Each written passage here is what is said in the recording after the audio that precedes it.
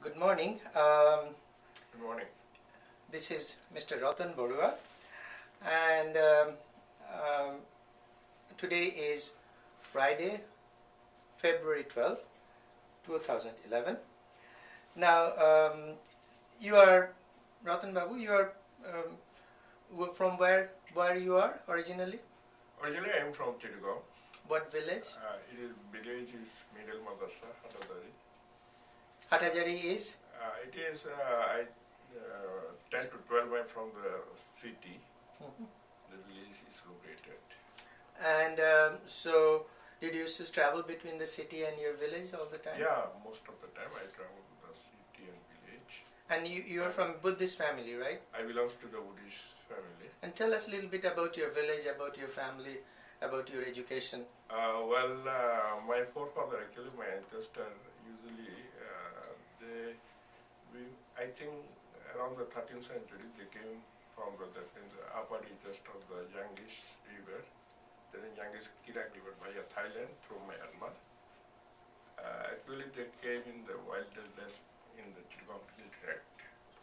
And my grandfather, most probably, he got married the Bengali Buddhist women in the mainland, and then he settled down over here. And he purchased the farmland, and he was a physician. And then he started the farmland and became a very wealthy and professional businessman as well as the physician also. So how about your immediate family? How many brothers and sisters? We are actually, including my other three brothers, we are four, myself, and three sisters. And what did you study when in Bangladesh? I studied master. What field? It is in political science. Which university? In Chittagong University. Okay. And tell us about the environment, the classes you went, what kind of atmosphere, Hindu, Muslim, Buddhist? It was actually a little bit terrible situation in our country, especially when I was a kid. We are addressed by the Muslim thug, that means Malwaner Bacha. Malwaner Bacha. That means it's a derogatory word? It means we are son of an infidel. Infidel. That means we are actually doing that. We are actually beaten by the Muslim thug. Even when you were in school? Yeah, even, and we are told to the convert to Islam. It was normally we take it, it is unremarkable. So we have to, every minority child should accept it. Is it that normal that everybody accepts it? Because we don't have any choice. As the Muslim majority nation, and by dint of their faith, they are always using this. But you in your area, weren't the Buddhist and Hindus majority? The villages you were in, the area Hatajari? There is lots of Hindu and Buddhist also, but most of them they left already. It was before there was a Hindu and Buddhist majority area. After 47 and after the 1971, most of the people left this country. Even the Buddhist and Hindu? Yeah, there is lots of Buddhists. They also left for India? Left for India. Were they forced to go, or? They are forced to go. They are eventually, they are evicted by the Muslim thug and Muslim extremist due to the arsons, looting, rape, murder. Have you seen anybody? Yeah, I have seen my own eyes practically. Even my cousin and most of my relatives, they left India. Left for India? Left for India. They are living as a refugee most of them in West Bengal. They're not very good over there too. But still better than they were, I suppose. But they can save their life and save their at least they can physically they they are not survive. tortured. Yeah. Physically they are surviving. Now, tell me about how large was your village? It is a I don't know exactly. How many? Maybe 500,000, 2,000 people? Yeah, that means we almost, I think 2,000 people. Okay. Living. But was that a Buddhist majority, or you have Buddhist, Hindu, No, Muslim? there is a Hindu majority, and Buddhist is second and third. Muslim second and Buddhist is third. What about Hindu was there any intermarriage between Hindus and Buddhists? Or is, relationship was there? It is very rare. Yeah. Very rare. But were the intercommunal relationships? People used to go to visit each other, Yeah. celebrate in their Yeah, holidays yeah. and all Holidays that. we always visit during the time of the Durga Puja and Saraswati Puja. And they most of the time they also come also the Buddhist festival, and we have some interreligious, we enjoy the At least there was a. yeah. Now, let me. Is there anybody still left there in Chittagong or in your village? Yeah, there is a few people left over here, and I can say 50% people, I think more than 50% people left in order to India due to the torture, due to the arsons, due to the burn down their house, grab their land in the name of the Enemy Property Act, which has been promulgated in the time of the 1960-70 war between India and Pakistan. By date of that law, they grabbed plenty of land from the minority community, especially from me also, 80% land they grabbed. Any compensation? No compensation? No, we never get any compensation from the government. Besides that, we have to pay the infidel tax to the Muslim tax. Okay. Oh, was there any resistance? Hindus and Buddhists, couldn't they develop any resistance? No, it is very difficult to resist from the minority community, especially minority community. They are not politically, socially, economically, they are not too much strong, especially due to the government. We don't have any government protection. That means the administration do not support us officially. So with the help of the government, most of the extremists, so they try to put pressure all the time and to collect the infidel tax from us. Now, what about in 71? Were you in Bangladesh? Do you recall any? During the time of the 1971, I was young student, and I joined in the freedom struggle. Freedom struggle. I'm a freedom fighter, and I worked for the refugee camp. And then after that, after I get the training, so I came back again to recover our land from the extremist Pakistani army. And finally, we won in 1971, 16 March 1971. After that is we get the independence, and then we saw another picture. Those were the especially that is supposed to promote that means the secular and pluralistic democracy. But unfortunately, they promote officially, but they could not execute the secularism and pluralistic democracy in our country. And in 1975, that means some of the military, that means the extremist, fundamentalist extremist, they killed father of the nation, Muhammad Sheikh Mujibur Rahman. After he assassinated most of the minority communities. They faced lots of problems, and they have to left the country in order to India. So it is really painful for us, especially for me. So I lost during the time of the Liberation War, I lost my uncle, 2 uncles, and another 2 uncles. They was arrested by the Islamic collaborator known as Ratan with the help of the Pakistani army during that time. And they raped plenty of girls, including my cousin also during that time. And I left India. That means when the liberation struggle started, and I worked within the territory, that means the Bangladesh territory, around 2 months. And around May 1st week, I left for India.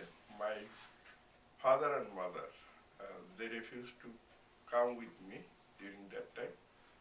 End of the May, that means the Muslim extremists, they attacked our house, and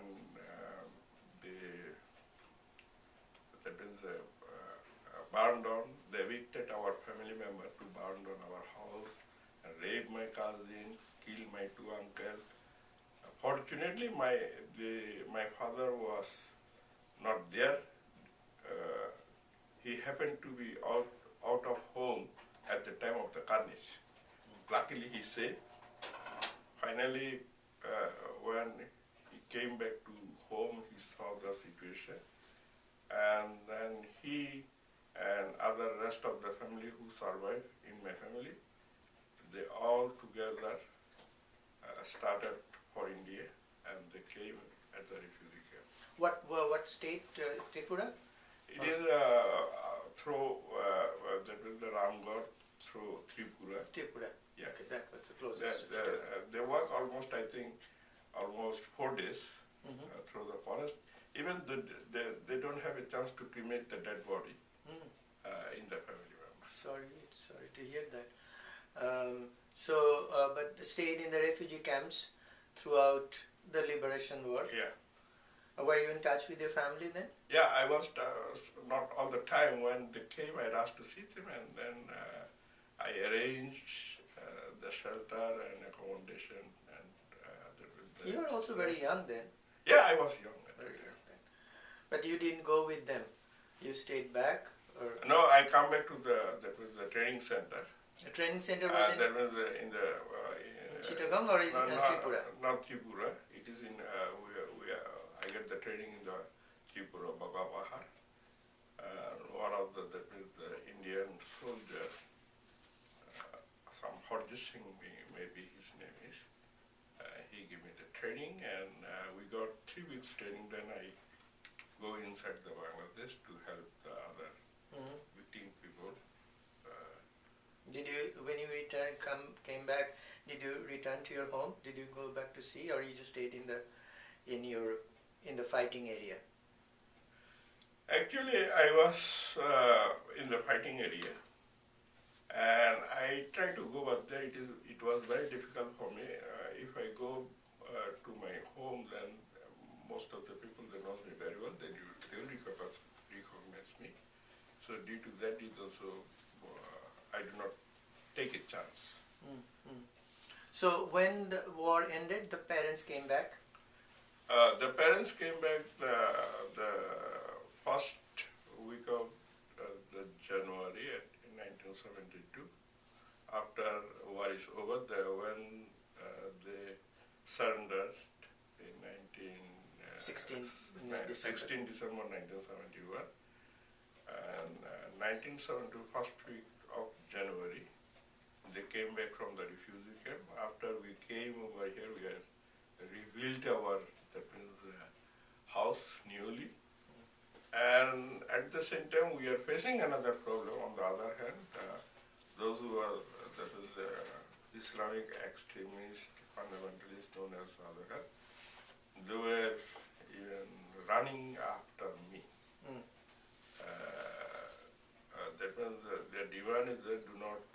pressed us in against of during the time of the liberation what they did. We should not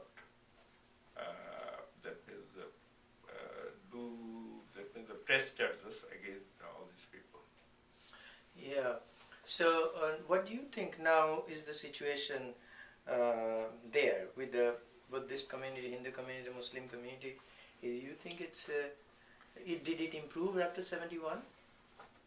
It is actually really difficult to say because the problem is there. The government is not take care of that in proper way. Even though it is whenever we face any kind of problem, we try to communicate with the administration, and administration do not cooperate with us. Now, when you came, what year you came to this country? I came long time ago, almost 30 years. 30 years. So, after you came here, I see you all the time in Bengali groups, and you have very good relationship, I assume, with Bengali, Hindu, Buddhist, Christian community. Isn't that so? Yeah, I have a very good relation. All the minority community as well as the progressive Muslims also, those who are living in this country. I have a very good. So what is it that families like yours cannot stay back, but then we are having good relationship here with the majority Muslim community, but not back home where it really counts? Why do you think is this contradiction, or is there any? No, I told you before that due to the lack of cooperation on the government side, the government do not cooperate with the minority community. First of all, the administration. So we are that means persecuted since you can say from after the 1947, and it was actually started in 1940 after the Lahore resolution. And then 46 there is a very big riot. Not far from where you Chittagong, it's in Noakhali. It was in Noakhali. It was a very big riot in that time. Yeah. It was before the 46. It was the undivided British India. In 1947, we divided in the name of the two religions, Hindu and Muslim.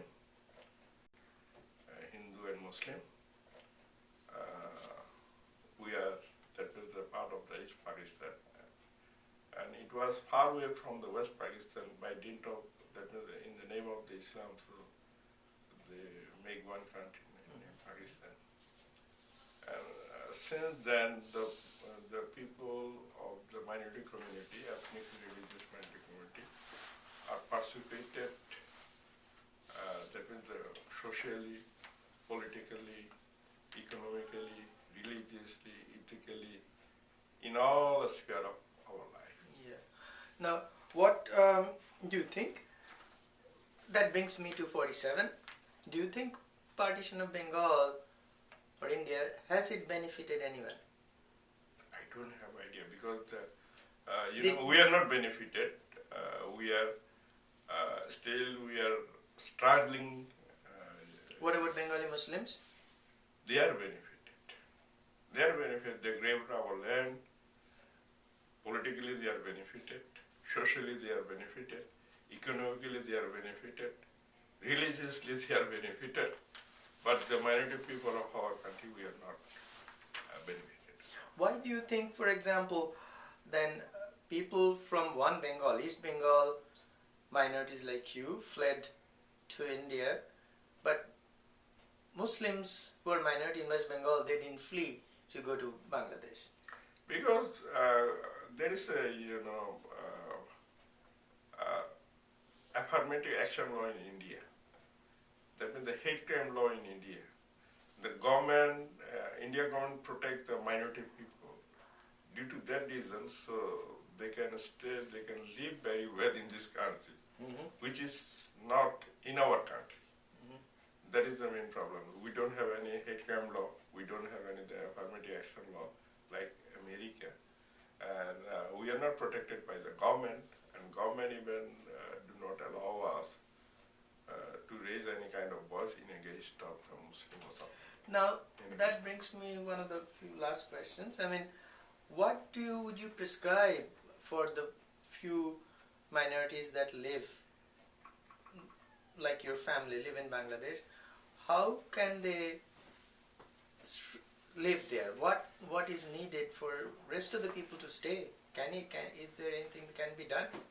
Yeah, we are trying to make a campaign all over the world to restore the democracy, human rights, and that means the good judgment, as well as to protect for the minority. That is like in America, the affirmative action law and hate crime law, and we need to the minority commission money under the government of the Bangladesh. That means there should be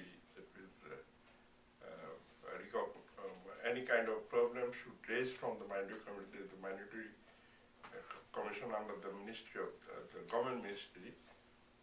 They can take a. They should address that problem. They should address the problem. I think that will little bit helpful. Do you think, are you hopeful now that there is a pro-secular government in power at this very moment in history? Are you hopeful? I don't know, but we are always trying to bring out all this issue to the secular government. Even they don't even listening very well. We don't know. Maybe in future what they will do. That is depend on their now. government. Was there any other incident that strikes you in your mind that you want to share with us?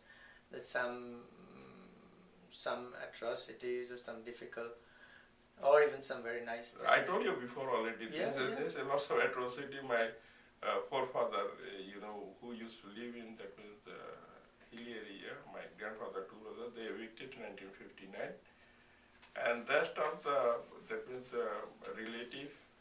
They are evicted in 1979 from the hill tract, and after the 71, my cousin and a couple of my cousin, my sister-in-law, and a couple of my relatives, they are also evicted they are forcibly evicted from their home,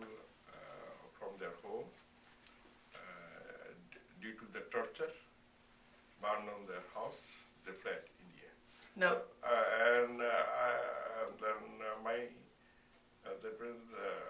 He was severely tortured by the Muslim Thug, the Muslim extremists. Yeah. And they were not prosecuted by anybody? But no problem.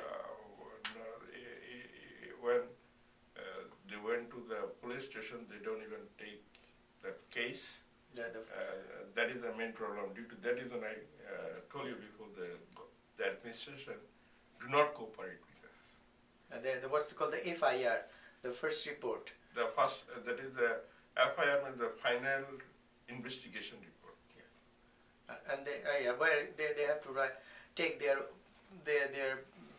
oath, not oath. If they take the case, they are not investigating, not in favor of us.